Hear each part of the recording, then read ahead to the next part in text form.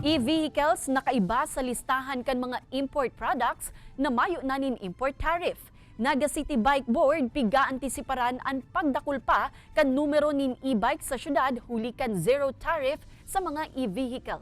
Uyan report ni Chris Novello.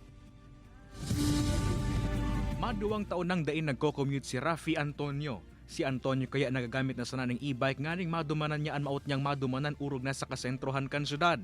May kamahalan pa subot kan mabakal niyan e-bike na gamit niya ngunyan alagad garo subot mapapakan ba siya nin panibagong unit makalis mabaritaan na kaibaan e-vehicle sa mga napabali sa listahan kan mga import product na mayot na ning import tariff. Dapat talaga na magbaraba man talaga mga tarepa kaniyo dahil ang mga spare parts kang e-bike dahil nagdadakol na baga nagbabarakal.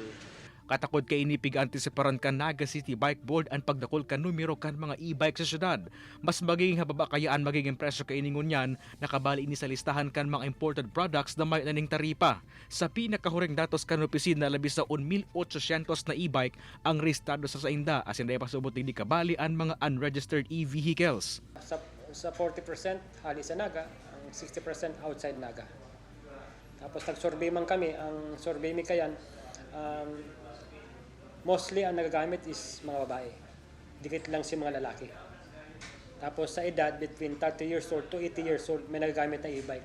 Katakod kaini na nga po din man si Hernandez sa iba pang e-bike owners na magparehistro na nganing makaligay sa penalidad sa pagmamaneho ng unregistered e-vehicle. Apoy ra kaini nagpagirumduman si Hernandez sa mga e-bike users na pigpapangalad ang pag-agi kan mga e-vehicle sa mga national highway. Kay Baran si Carlo Abunita, Chris Novello, Balitang Bicolandia.